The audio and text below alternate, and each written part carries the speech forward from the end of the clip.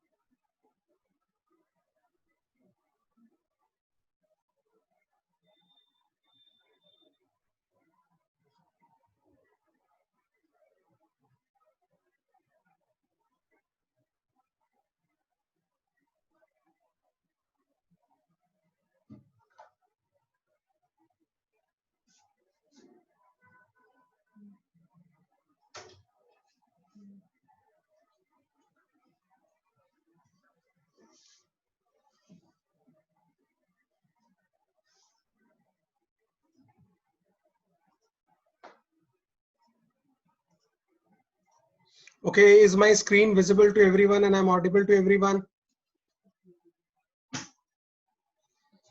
Is it visible to everyone and I'm audible to everyone?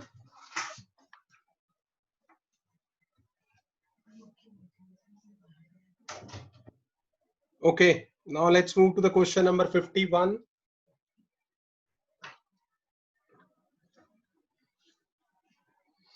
So it's a very good question, and the question says that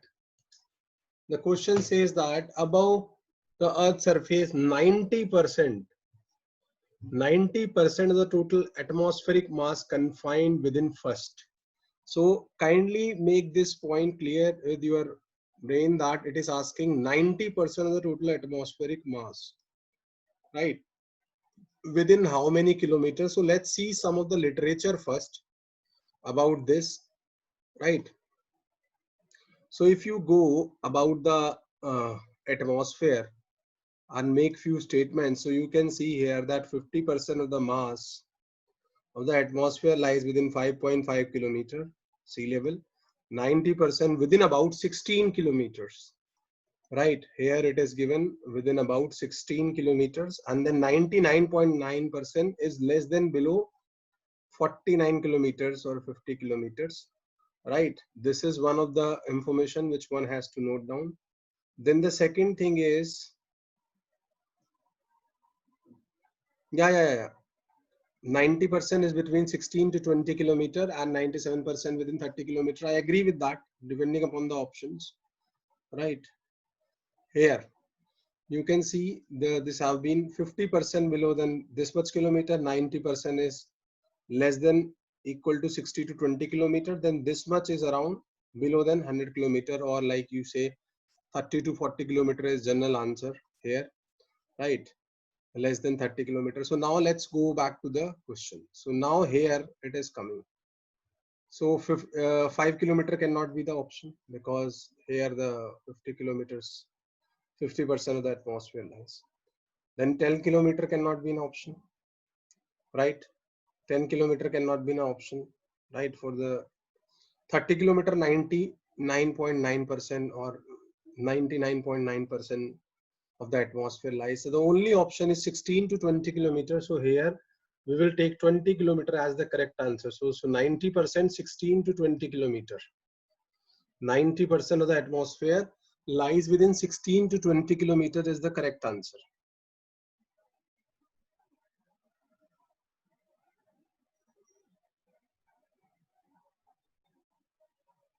Yes, yes, yes. 90% within 20 kilometers. Right. So the correct answer is 20 kilometer, which is option number third. I hope everyone is clear with this. Is it clear to everyone? Anyone having any doubt in this? Anyone having any doubt in this? Anyone having any doubt in this? All the participating candidates, any doubt? Clear. Okay. Let's move to the next question.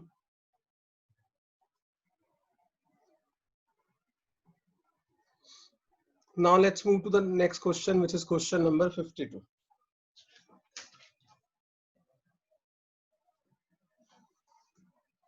Yeah, this is also a very easy question and multiple number of times it have been repeated. Question number 52 says La Nina is a Spanish word meaning. So basically La Nina stands for a little girl or the little girl. So this is the literal meaning of La Nina, right? Which is a Spanish word. The little girl is the actual meaning of it, right? So you can see here that if we go for the explanation, El Nino and La Nina are opposite phase, what is known as El Nino, Southern Oscillation, ENSO, which you call as cycle. The ENSO cycle is a scientific term that describes the fluctuation in temperature between the ocean and atmosphere in the east central equatorial Pacific, approximately between international date line 120° west. So this you can see. Then La Nina is sometimes referred to as a cold phase of ENSO and El Nino as the warm phase of ENSO. El Nino, Southern Oscillation, basically ENSO. And these deviation from the normal surface temperature can have large scale impact not only on the ocean process but also on global weather and climate. This is an important observation from here. El Nino and La Nina episode typically last 9 to 12 months, but some prolonged events last for years. While their frequency can be quite irregular, El Nino and La Nina event occur on average of every 2 to 7 years. Typically, El Nino occurs more frequently than La Nina. Then here you can see that El Nino means little boy, right? Christ child in Spanish. Okay, so this is the meaning of El Nino. And then La Nina, as I told you, it's little girl in Spanish. Okay, so you can see here. So the correct answer here is the little girl, which is the option number 2. So the little girl is the correct meaning of the La Nina in Spanish. Is it clear to everyone? Anyone having any doubt in this? Anyone? Any doubt in this? All the participating candidates, any doubt? Anyone? Kindly respond faster. Okay. Now let's move to the next question, which is question number 53.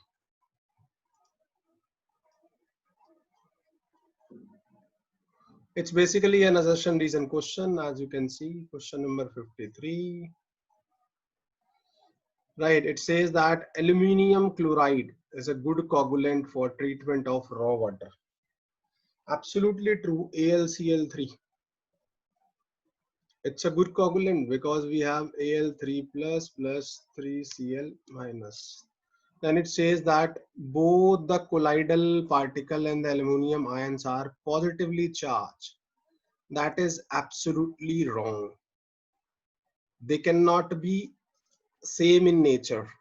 So colloidal particles here would be negatively charged, right? Because aluminum is already positively charged.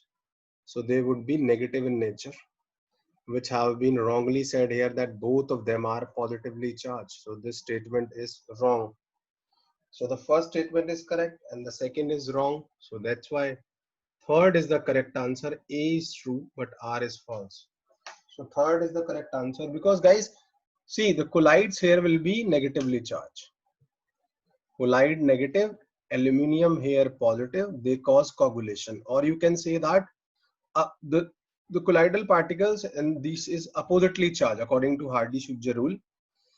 right? So they should be oppositely charged in order to cause the coagulations. They cannot be like the same charge. As they said that colloidal particles and the aluminum ions are positively charged. So aluminum ions here are positively charged, but the colloidal particles should be negatively charged. So the correct answer here is the third. A is true, but R is false. Is it clear to everyone?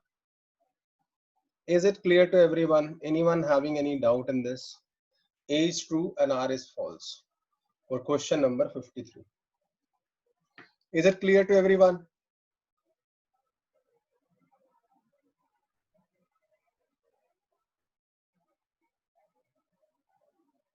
अच्छा, colloidal particle chloride कैसे है यहाँ पे? It's not chloride. Colloidal particle chloride नहीं है. Other colloidal particles which will be there. हाँ, तो वही तो मैंने आपको बोला. they will be they will be oppositely charged or negatively charged. Is it clear? Anyone having any doubt? Anyone having any doubt in this? Okay.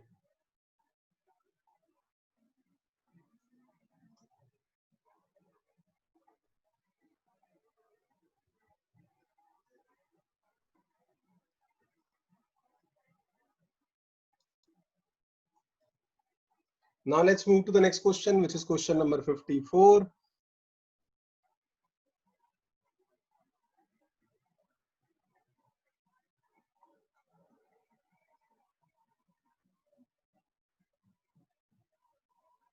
It's a very good question, and it's based on the GIS and remote sensing. It's a very, very good question. Right. So first, let's see the question. It says that suppose a remote sensor recording brightness level in terms of digital number, DN number, which we have ranging from 0 to 255, right? So 0 to 255 means what? We could say that it's a 8-bit system. Yeah. So it's a 8-bit system. If C like 2 to the power 8, it's like 256. So we can write it as 0 to 255, right? Just for the general notation. The histogram of the scene recorded by the remote sensor shows the brightness values ranging from 60 to 158. So here the brightness value ranging from 60 to 158. This you have to keep in mind.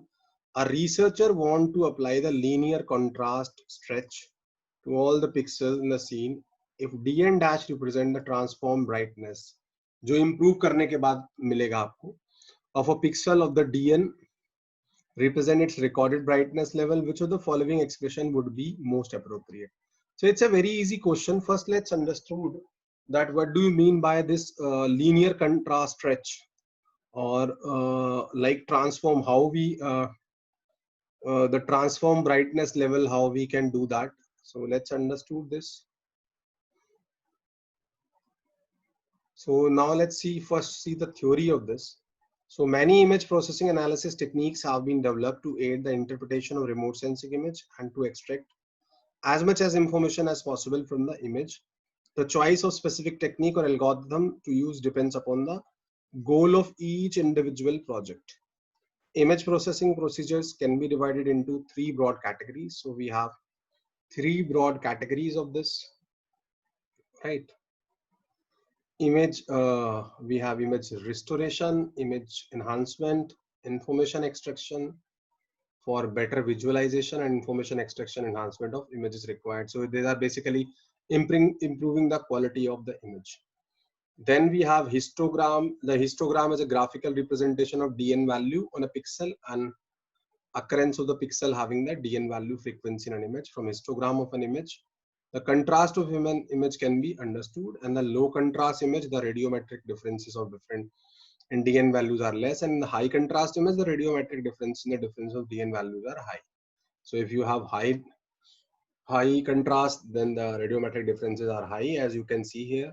And low, you have low here, and you can see here the DN value ranging from 0 to 55, 0 to 55. So the first one is low contrast histogram. Second one is high contrast histogram, depending upon the quality of the image. Now this contrast stretching is very important, on which the question have been asked. So contrast stretching, one of the most useful method of contrast enhancement. In contrast stretching, 8-bit image, as I told you, 2 raised to the power 8, which is 256. This is basically 2 raised to the power 8. Level is gray scale of DN values. Often remote sensing sensor fail to collect or reflect radiations covering the entire 256 level, normally confined to a narrow range of DN values, which produces a low contrast image. Let an input image have brightness values of 60 to 158, which is given in the question. And contrast stretching operation expand the narrow range from 60 to 158 of DN values image of the full range of 0 to 55. Now we will apply those operations on this and see the general formula, linear contrast stretch, which we can develop, right? How we can develop? Yes, so this is the formula where you can see, and this formula is generalized. So dn dash here is the digital number assigned to a pixel in output image.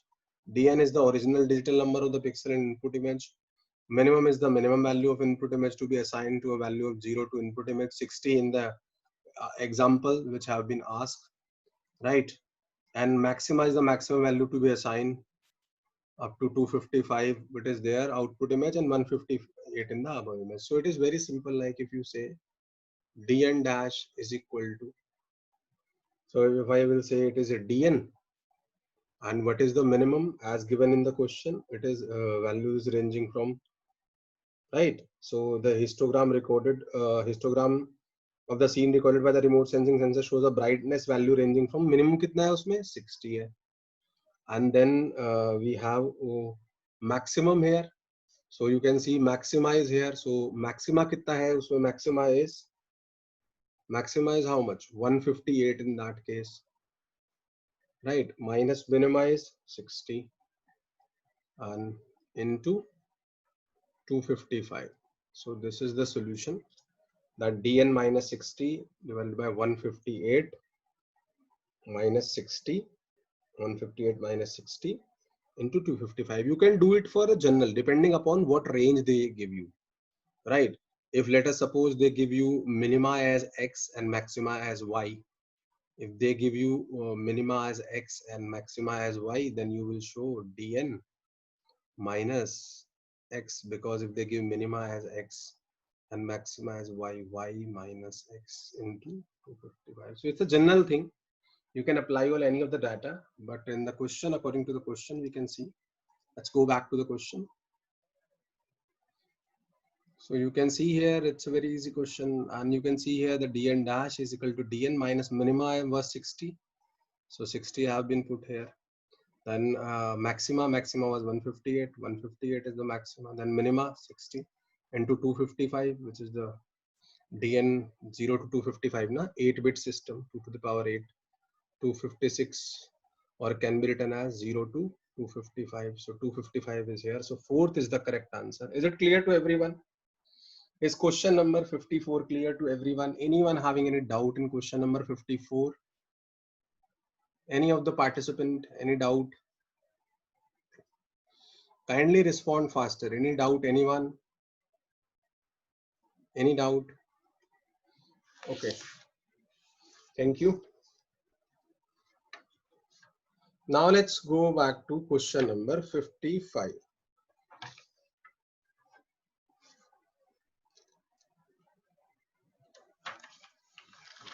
So question number 55 belongs to noise, and it's a very easy concept, and it's a very good question. So before we do this question, we will understand what do you mean by geometric spreading. Basically, geometric spreading is of two types. One is called as spherical geometric spreading, another one is called as cylindrical, right? So one is called as spherical geometric spreading, another one is called as cylindrical geometric spreading, right? So you can understood here it easily, and I will tell you how it is being done. So geometric spreading, this refers to the spreading of sound energy as a result of expansion of wavefront. and geometry spreading independent of frequency of the major effect almost of all the sounds. There are two common kind of geometrical spreading. One is called as spherical and another called as cylindrical. Sound propagation laws due to spreading are normally expressed in terms of x dB per doubling of distance from the source. This is very important. Like how much the sound intensity will decrease as we double the distance in both the kind of spreading. Right. For example, in the case of spherical spreading from a point source. So this is important. Point source spherical spreading, which is due to the noise source radiating sound equally in all the direction, the sound level is reduced by 6 dB. When you have a point source and spherical spreading, keep that in mind for each of the doubling of the distance, and this is called as inverse square law, right? Then we have a second condition, a busy highway, which is basically a line source, and this is equal to a sound power output per unit length of highway, which is we call as cylindrical spreading, right? Spherical spreading and then cylindrical spreading. So a source will produce cylindrical spreading resulting in a sound level reduction of 3 dB per doubling of distance. So it is quite clear. We have this point source, right? We have point source where we consider spherical spreading, right? If we double the distance in this case, double the distance, then minus 6 dB or decrease by 6. This is a line source, cylindrical spreading. Okay, cylindrical spreading, right? So this is a line source, cylindrical spreading. You can see, right?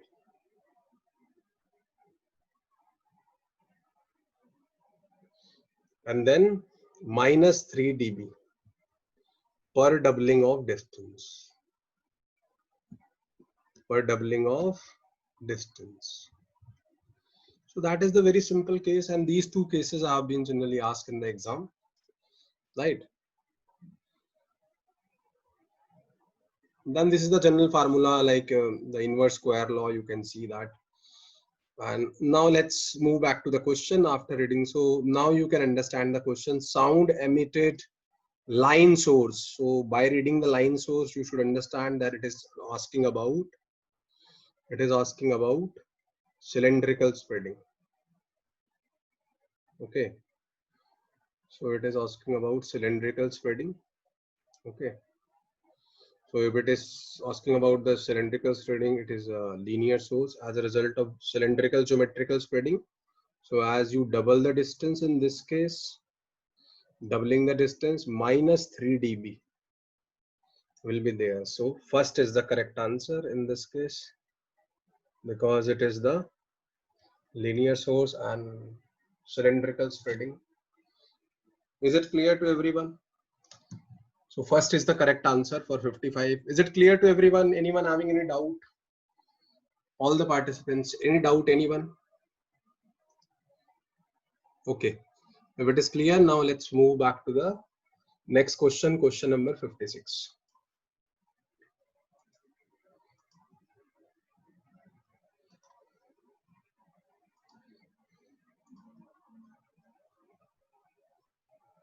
Yeah. So now let's move to the next question, which is question number 56. December 2019 paper it is.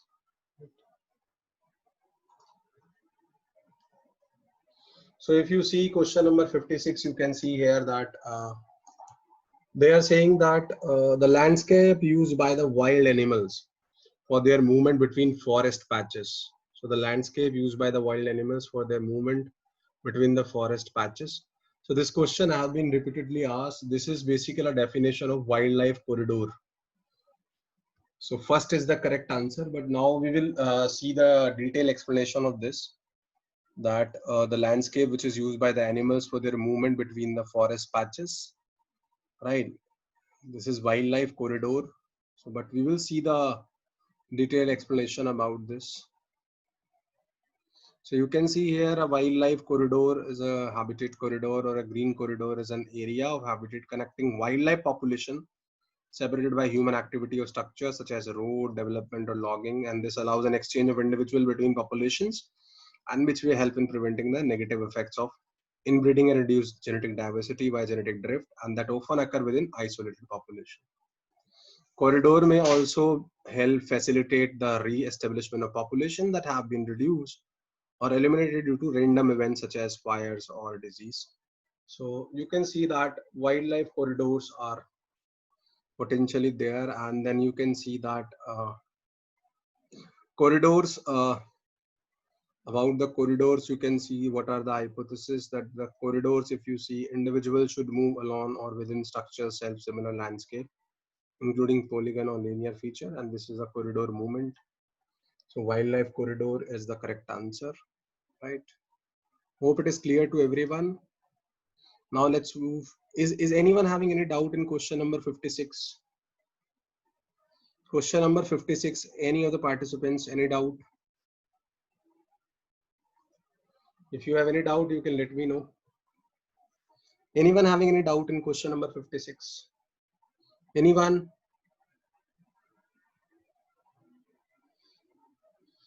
Okay. Now let's move to the next question, which is question number 57.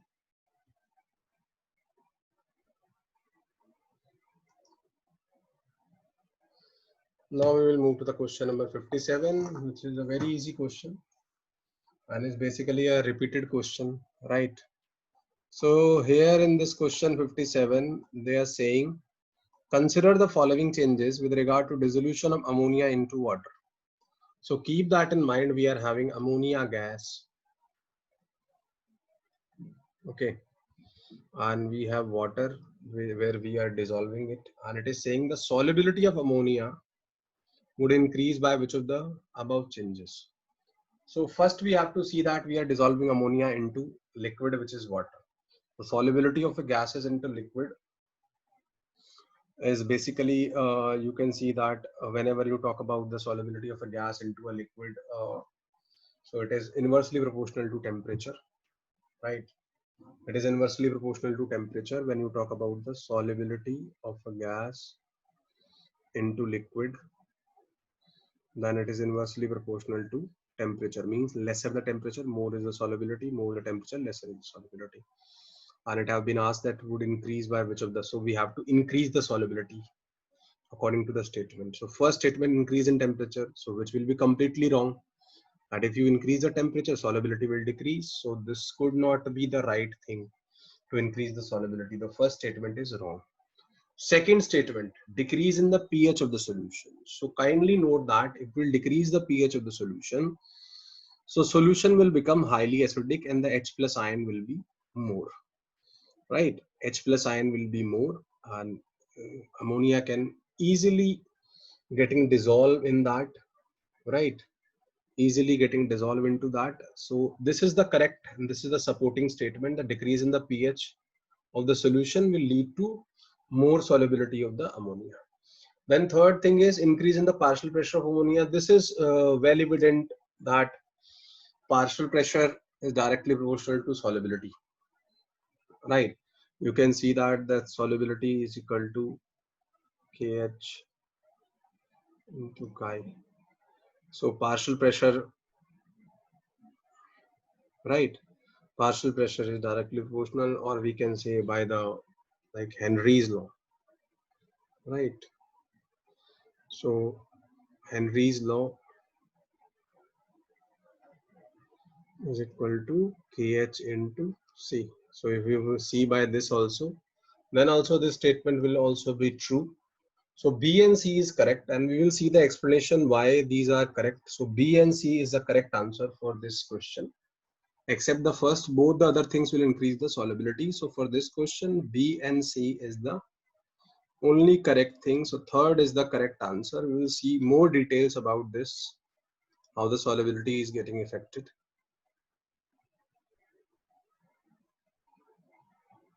Not for all the gases. It's with respect to ammonia.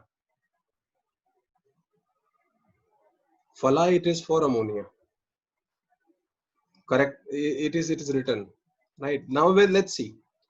So we will put some light. So ammonium hydroxide, also known as ammonia water ammoniacal solution, liquor, ammonia, many names are there. Ammonia is a solution of ammonical water. It can be noted by this much.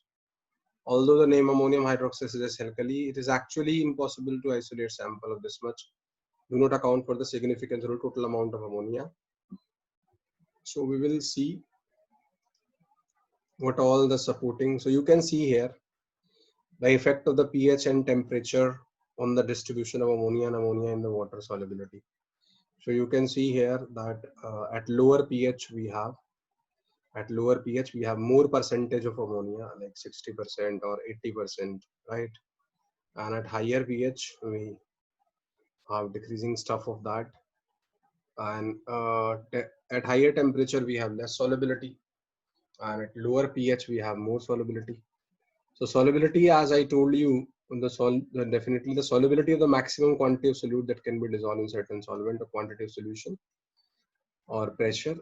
Then temperature and pressure play an important role determining the degree to which it is soluble, as I already told you guys. So if you see the temperature wise, so I have told you that if you talk about ammonia, right? So solubility decrease with increase in temperature. So the first statement was wrong. Solubility decrease with increase in temperature. So as the temperature will increase, because it is inversely proportional, I told you already. Then if I go to the other parameters,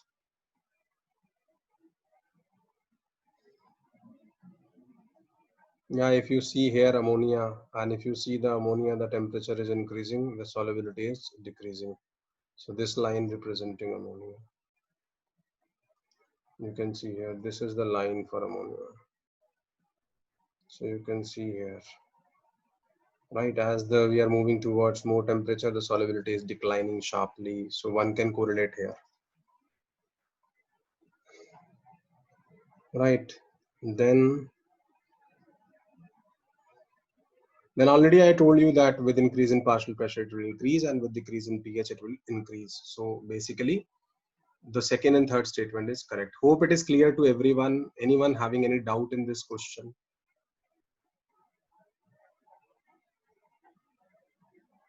Anyone having any doubt in question number 57? Anyone? Clear. Now let's move to the question number 58.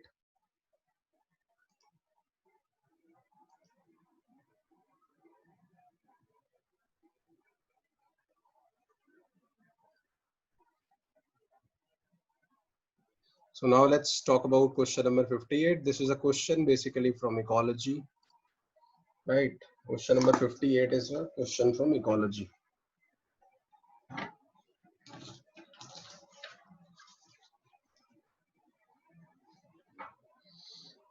It says that consider the following characteristics of plant species. Then it is asking which of the above characteristic is early succession of pioneer plant communities. This is important.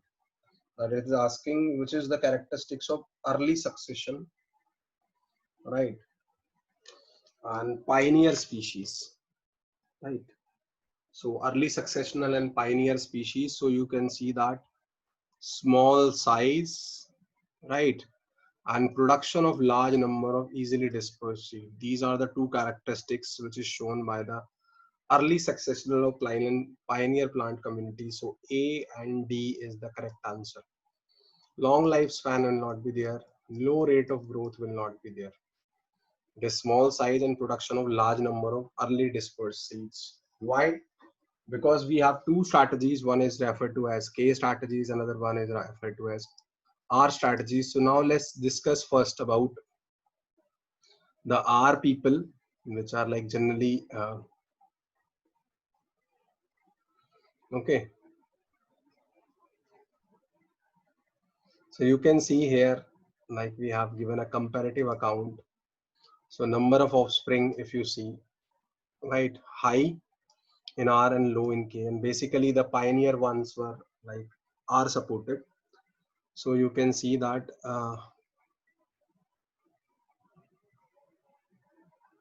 and then we have parental care, reproductive maturity, size of the offspring, right, large number of easily dispersed seed.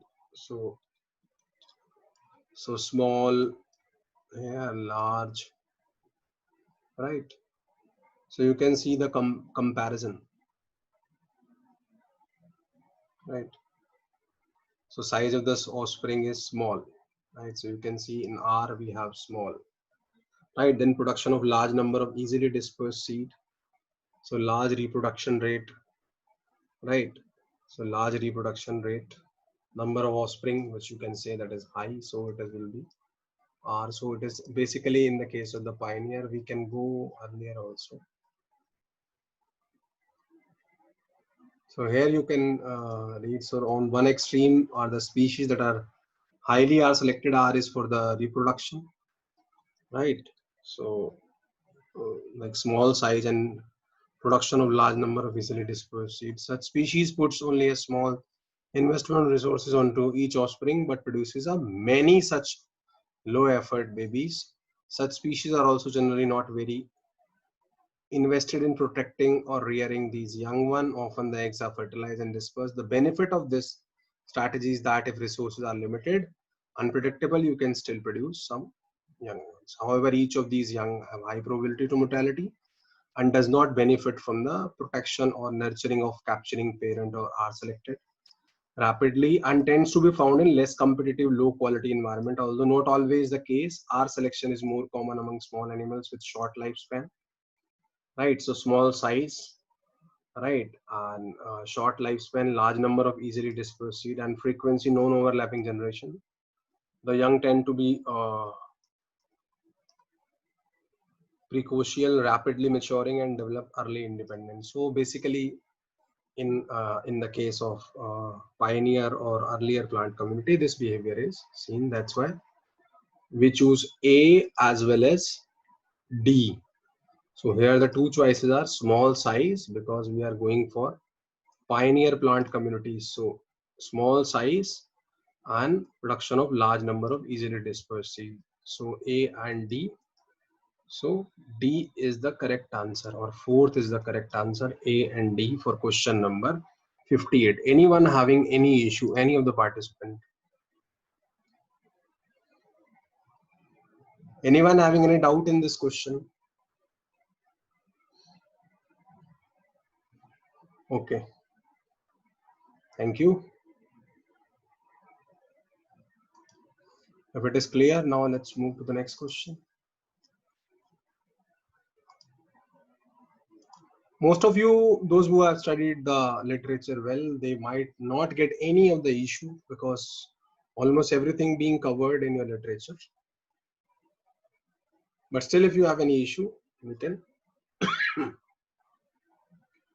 So here you can see the small size of organisms again in R, right? And production of large number of early dispersed seed, right?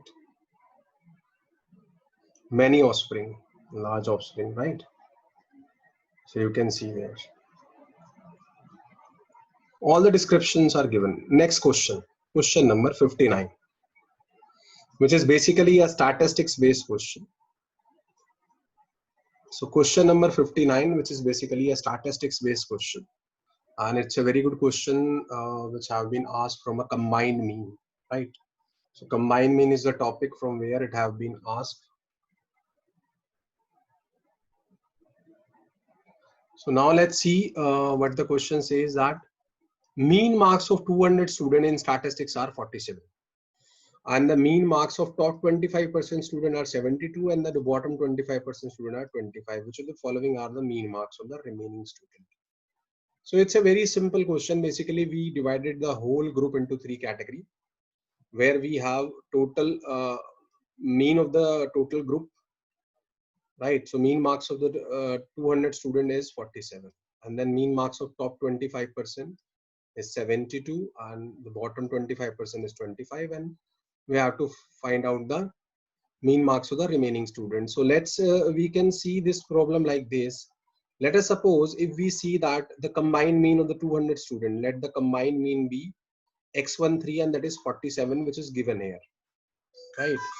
So that is given here, that the 47 is the combined mean. Then if we see that the mean of top 25%, so and x2 being the mean of bottom 25% and x3 is the mean of the remaining student, let us assume. And if you see the combined, if I will calculate the number of students for the like the number of students for, if the mean is for top 25% student out of 200, it comes out to be 50 for first batch. Then second batch, it comes out to be 50, right? And its mean is given 72 and 25 respectively as given in the question, because top 25% is 72 and bottom 25% is 25, right? And then you can use the formula of combined mean. X13 is n1 x1 n2 x2, n1 x1 bar plus n2 x2 bar plus n3 x3 bar divided by n1 plus n2 plus n3, and we have to calculate the x3 bar, which is an unknown quantity for us. And you know that the n3 will be 100, because total is 200 and n1 and n2 are 50 and 50, so n3 will be 100. So just by merely applying into the formula, it will give you the correct answer, and you can apply it here. As I told you, we have been given x13, the combined mean as 47, number of observation of first is 50 and their mean is 72, top 25%. Then n2 x2 is bottom 25%, and then the third batch which we have to calculate divided by total observation, which is 200. And if you will solve it, it comes out to be 45.5. The x3 bar, which is the remaining mean of the remaining student, 45.5, and it is one of the option, which is option number 3. Is it clear to everyone? Anyone having any doubt in this? So question number 59 is option number 3, which is 45.5. Anyone having any doubt in this? Anyone having any doubt in this? Anyone? Okay.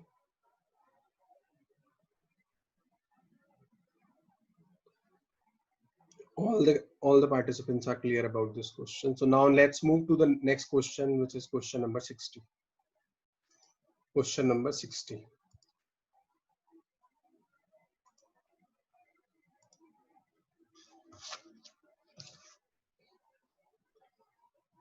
Yeah, so question number 60 is a very simple question, and it have been repeated many number of times. It is from the wind turbine maximum energy efficiency. What is the theoretical maximum fraction of power in the wind that can be extracted by horizontal axis of the wind turbine?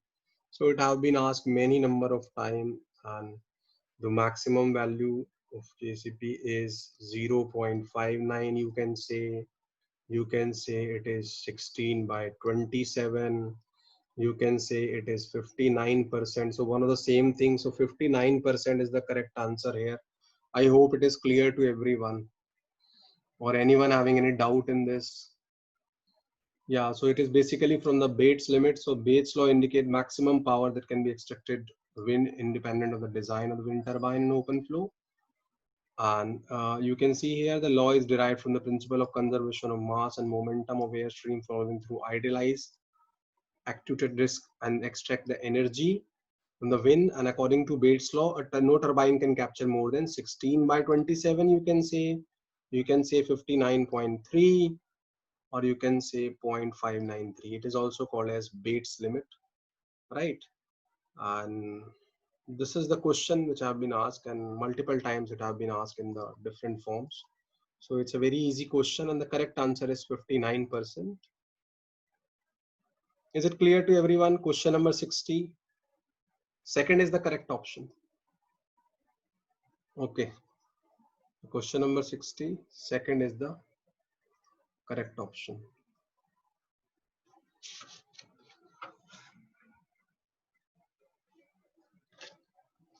Yeah. So now let's move to the next question. Now let's move to the next question.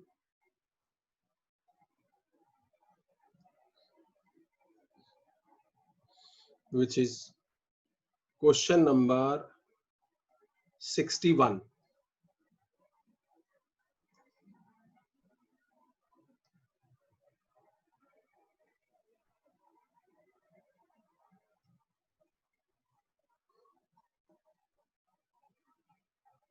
Yeah.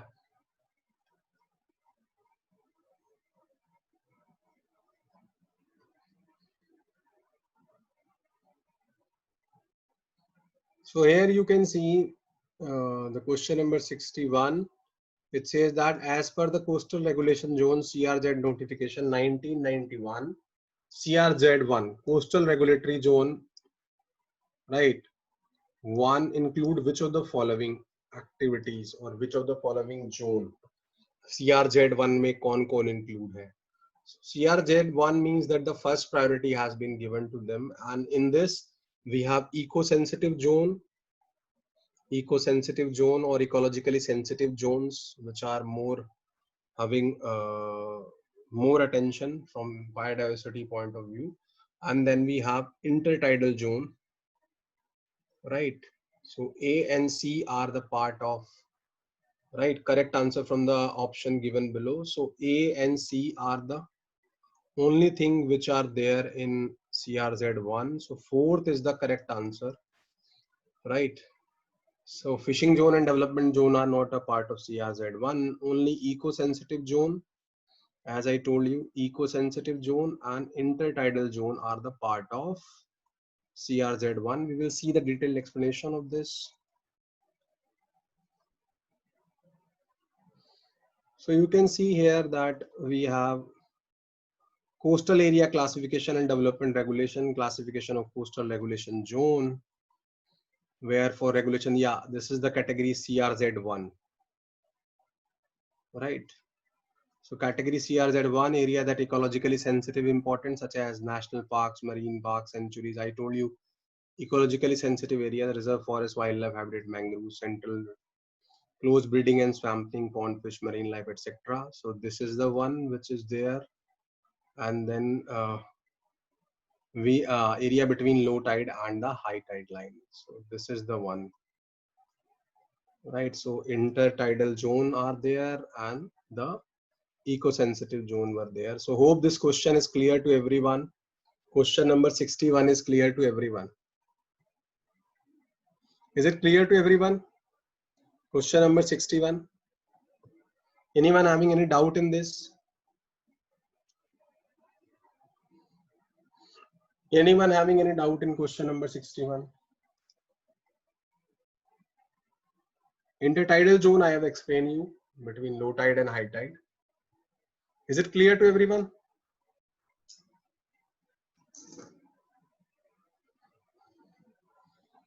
Okay.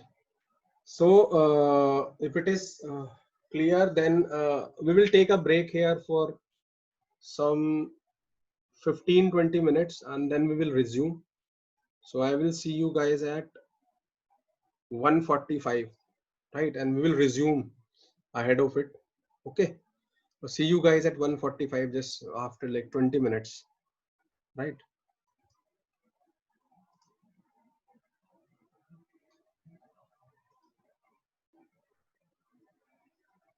Yes, you can study the details. It's up to you. It's beneficial. The information which is given, it is beneficial. You can study them.